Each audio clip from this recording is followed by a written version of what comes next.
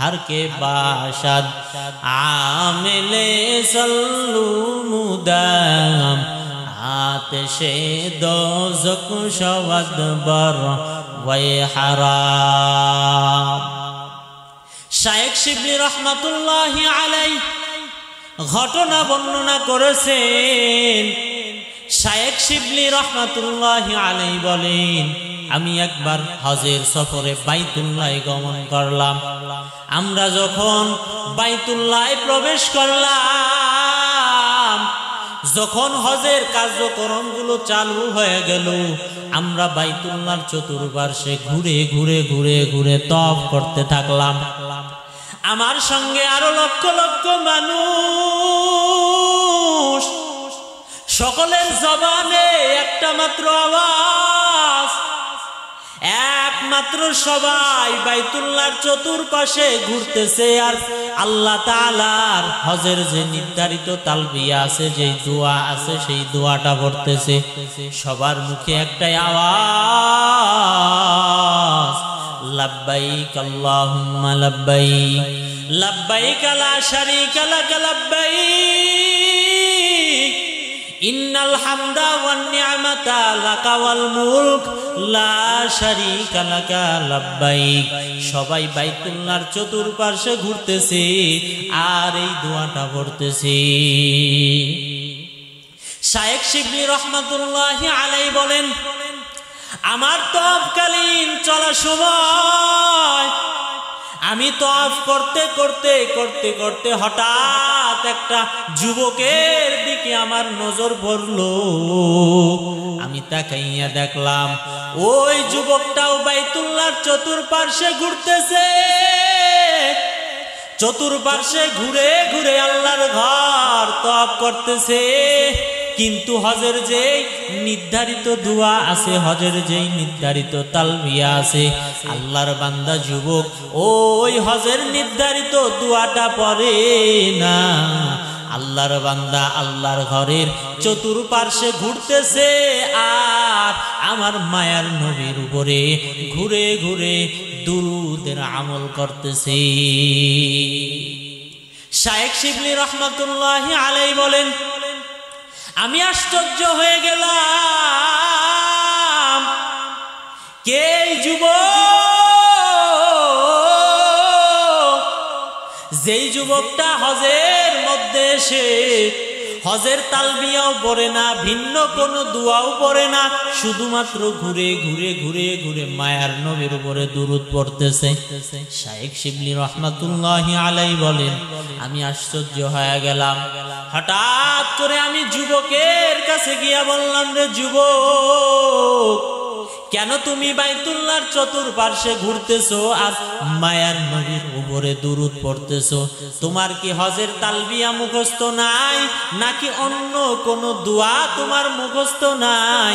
যুবক আমার প্রশ্ন পাইয়া আমাকে জবাব দিলেন, শায়েখ, আমার হজের তালবিয়াও মুখস্থ আছে, অন্যান্য দুরূদ আমার মুখস্থ আছে, কিন্তু আমি আমার নিজের জীবদ্দশায় বাস্তবিক জীবনে নিজে মায়ার নবীর উপরে দুরূদ পড়ার যেই ফজিলত পেয়েছি, যেই বরকত পেয়েছি, আমি অন্য কোন দুয়ার ভেতরে এই পরিমাণ বরকত পাই নাই। শায়খ শিবলি রহমাতুল্লাহি আলাইহি বলেন, আমি আরো আশ্চর্য হয়ে গেলাম। কি বললো যুবক, কি বললো? এ নাকি দুরূদ শরীফের থেকে উত্তম কোনো আমল পাই নাই। আমি যুবককে প্রশ্ন করলাম, যুবক, তুমি তোমার বাস্তবিক জীবনে দুরূদের কি ফজিলত তুমি পেয়েছো, আমাকে একটু শুনাইবানি? যুবক আমাকে ডাক দিয়া বলে, হযরত, অবশ্যই শোনানো যাবে। শায়খ শিবলি রহমাতুল্লাহি আলাইহি বললেন, যুবকটা আমাকে ঘটনা শুনাইতেছে। যুবক ডাক দিয়া বলেন, হযরত, কয়েক বছর আগে অমুক সনে আমি আমার বাবার সঙ্গে হজের উদ্দেশ্যে রওনা হয়ে গেলাম। আমি আর আমার বাবা আর কেউ নাই। আমাদের হজের সফরে শুধু আমি আর আমার বাবা যখন আমরা হজের উদ্দেশ্যে রওনা দিয়া বাগদাদ শহরের মধ্যে পৌঁছাইলাম, হঠাৎ করে আমার বাবা ভীষণ অসুস্থ হয়ে গেলেন। আমার বাবা এমন অসুস্থ হয়ে গেলেন, আমার বাবার শরীরটা জ্বর, আমার বাবা এমন অসুস্থ হয়ে গেলেন। হঠাৎ করে আমার বাবা এই অসুস্থ অবস্থায় থাকতে থাকতে কিছুদিনের মধ্যে আমার বাবা একটা রাত্রে ভীষণ অসুস্থ হয়ে গেলেন। হঠাৎ করে রাতের বেলায় আমার বাবার জ্বর আরো বেড়ে গেল। হঠাৎ করে আমার বাবা ভীষণ অসুস্থ, আমার বাবা ওই রাতের মধ্যেই ইন্তেকাল করে ফেললেন। কিন্তু হুজুর, যখন আমার বাবা ইন্তেকাল হয়ে গেল, আমি আমার বাবার চেহারাটার দিকে একটা নজর দিয়া দেখি, আমার বাবার চেহারাটা আগের মতো নাই। আমার বাবার চেহারাটা পরিবর্তন হয়ে শুকরের চেহারায় পরিবর্তন হয়ে গেছে। হুজুর, আমি ভীষণ টেনশনে পড়ে গেলাম। এই গভীর রাতে আমার বাবার ইন্তেকাল হয়ে গেল, আমি ছাড়া আমার বাবার পাশে কেউ নাই। আমি যে ভিন্ন মানুষ ডেকে আমার বাবার লাশের কাছে আনবো, কিন্তু আমার বাবার চেহারাটা স্বাভাবিক অবস্থায় নাই। আমি লজ্জার কারণে কাউকে কিছু বললাম না। আমি ওই রাতের বেলা চিন্তা করে করে ঘুমাইয়া গেলাম। হঠাৎ করে যখন আমি ঘুমাইয়া গেলাম, ঘুমের মধ্যে স্বপ্ন যুগে দেখতেছি আমার বাবার পাশে এমন একটা সুদর্শন যুবক এসে হাজির হয়ে গেল। আমি যুবকের চেহারাটার দিকে যখন তাকাইলাম, আমি তাকাইয়া দেখি যুবকের চেহারাটা নূরের আলোতে ঝলমল ঝলমল করতেছে। আল্লাহু আকবার। যুবক ডাক দিয়া কয়, হুজুর, এমন সুন্দর চেহারা আমার জীবনে আমি কখনো দেখি নাই, এমন সুদর্শন যুবক আমি কোনোদিন পাই নাই। ওই যুবকটা আমার বাবার লাশের পাশে বসলেন। আমার বাবার লাশের চেহারা থেকে, আমার বাবার চেহারা থেকে যখন রুমালটা টান দিয়া সরাইলেন, হযরত আমি তাকাইয়া দেখতেছি ওই যুবক যখন তার বরকতি হাত আমার বাবার চেহারার মধ্যে বুলাইয়া দেয়, হঠাৎ করে আমি তাকাইয়া দেখলাম আমার বাবার বিকৃত চেহারাটা পরিবর্তন হইয়া আমার বাবার চেহারাটা পূর্ণিমার চাঁদের মতো ঝলমল ঝলমল করতেছে। আমি বড় আশ্চর্য হয়ে গেলাম, কে এই যুবককে?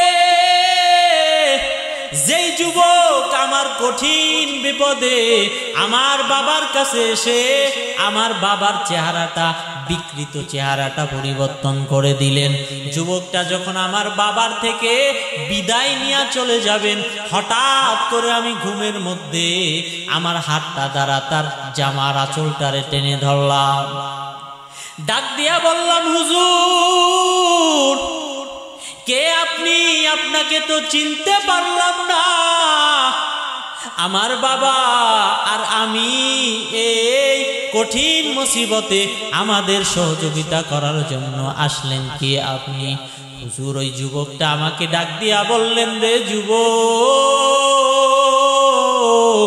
তুই তো জানো না আমি হলাম আখিরি জামানার পয়গম্বর, রহমতের নবী। তোর বাবার কাছে হাজির হয়েছি। ওই যুবকটা চোখের পানি ছাড়িয়া কয়, যখন আমার নবীর কথা জানতে পারলেন, আমার নবীকে জড়াইয়া ধরে স্বপ্নের মধ্যে কাঁদতে থাকলেন। আর ডাক দিয়া বললেন, হযরত, ও মায়ার নবী, আমার বাবার এই রাতের বেলায় ইন্তেকাল হয়েছে, কোনো খবর দেওয়ার কেউ নাই, আপনি কিভাবে জানতে পারলেন এই রাতের বেলায় আমার পিতার ইন্তেকাল হয়েছে? মায়ার নবী ডাক দিয়া বললেন, রে যুবক, তোমার বাবা আমার একজন এত বড় আশিক, তোমার বাবা প্রতি রাতে ঘুমানোর আগ দিয়া আমি নবীর উপরে ৩০০ বার দুরূদের আমল করে। কয়শো বার? প্রতি রাতে তোমার বাবা আমি নবীর উপরে ৩০০ বার দুরূদের আমল করে ঘুমায়। আমার আল্লাহ তাআলা তোমার বাবার দুরূদটারে আমি নবীর কাছে পৌঁছানোর জন্য যেই ফেরেশতাকে নির্ধারণ করেছেন, প্রতি রাতে তোমার বাবার পাঠকৃত ওই দুরূদগুলো ফেরেশতা নিয়া আমি নবীর কাছে হাজির হয়ে যায়। আজকে রাতের বেলা যখন আমার কাছে তোমার বাবার দুরূদটা পৌঁছাইল না, আমি ওই ফেরেশতাকে ডাক দিয়া বললাম, কি ব্যাপার, অমুক লোকের দুরূদ আজকে কেন আমি নবীর কাছে পৌঁছাইল না? ফেরেশতা আমাকে ডাক দিয়া বললেন, হুজুর, ওই লোকটা আজকে রাতের বেলায় তার ইন্তেকাল হয়েছে এবং ওই ব্যক্তিটা এত বড় মুসিবতের মধ্যে রয়েছে। আমি নবী যখন জানতে পারলাম তোমার বাবা এমন মুসিবতের মধ্যে আছে, আমি নবী আর সহ্য করতে পারি নাই। আমি মায়ার নবী তোমার বাবার সাহায্য করার জন্য আমি নবী স্বয়ং নিজে হাজির হয়ে গেছি। এরপর যুবকটা ডাক দিয়া বললেন, হুজুর, আমার ঘুমটা ভেঙে গেল, বাকি রাতটুকু আমি আমার বাবার লাশের পাশে বসে বসে কাটাইলাম। যখন ফজরের সময় হয়ে গেল, নামাজ পড়িয়া আমি আমার বাবার পাশে বসে বসে চিন্তা করতে থাকলাম, কি হবে এখন আমার বাবার, কে দিবে আমার বাবার লাশের দাফন কাফন? আমি ছাড়া আর কেউ নাই। হুজুর, আমি দেখতে পাইলাম ফজরের নামাজের পরে চতুর্দিক থেকে দলে দলে দলে দলে লোক এসে আমার বাবার জানাজার জন্য হাজির হয়ে গেলে। আমি আশ্চর্য হয়ে গেলাম। আমি ডাক দিয়া বললাম, কি ব্যাপার, আমার বাবার ইন্তেকাল হয়েছে, কেউ জানে না, কেউ জানে না, আপনারা কেন দলে দলে আমার বাবার লাশের দাফন কাফনের জন্য হাজির হয়ে গেলেন? ওই লোকরা আমাকে ডাক দিয়া বললেন, রে যুবক, আজকে ফজরের নামাজের পর যখন আমরা নামাজের জন্য যাইতেছি, হঠাৎ করে একটা গাইবী আওয়াজ শুনতে পাইলাম। আমার যেই বান্দা বান্দিগুলো নিজের গুনাহ থেকে মাফ করাইয়া পবিত্র হতে চায়, সেই বান্দা বান্দি যেন অমুক মহল্লার ভেতরে অমুক বান্দার জানাজার নামাজে গিয়া শরীক হয়ে যায়। আল্লাহু আকবার। হরকে দারাত আমেলে সল্লু মুদাম, আতেশে দোজক শওয়াদ বর ওয়ে হারাম। হরকে বাশাত আমেলে সল্লু মুদাম, জন্নতুল মাওয়া দেহদ উ রামকা। শায়েখ শিবলি রহমাতুল্লাহি আলাইহি এই ঘটনাটা শোনার পরে যুবককে ডাক দিয়া বললেন, রে যুবক, যেই খুঁটি তুমি মজবুত করে আঁকড়াইয়া ধরেছো, এই খুঁটিটা কখনো ছাড়িও না। অর্থাৎ তোমার জীবনে দুরূদের আমল কখনো বন্ধ করিও না। এরে নবীর উম্মতের দল, মায়ার নবীর উপরে দুরূদ পড়ো,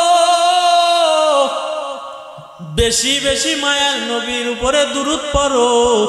কিন্তু আজকে আমাদের মধ্যে মায়ার নবীর উপরে দুরূদের আমল নাই। বাঙালির কপাল বড় খারাপ, মিষ্টি পাইলে দুরূদ পড়ে, মিষ্টি না থাকলে মায়ার নবীর উপরে দুরূদ পড়ে না। এরে নবীর উম্মতের দল, মায়ার নবী হাদিস শরীফের মধ্যে বলেন, কোন বান্দা বান্দি যদি আমি নবীর উপরে একটা বার দুরূদ শরীফের আমল করে, তার এই দুরূদের শব্দগুলো তার জবান থেকে বের হয়ে দুনিয়ার চতুর্দিকে ছড়াইয়া যায়। আর এই দুরূদের শব্দগুলো বলতে থাকে, আমি হলাম অমুক এলাকার অমুকের ছেলে, অমুকের দুরূদ। যখন এই দুরূদের শব্দগুলো এরকম ভাবে বলতে থাকে, ওই বান্দা বান্দির জন্য চতুর্পার্শ্বের আল্লাহ তাআলার সব মাখলুকাত মায়ার নবীর উপরে দুরূদ পড়ার কারণে ওই বান্দা বান্দির উপরে রহমতের দোয়া করে। আল্লাহ পাক রব্বুল আলামিন আমাদের সবাইকে বেশি বেশি দুরূদের আমল করার তৌফিক দান করেন, আমিন।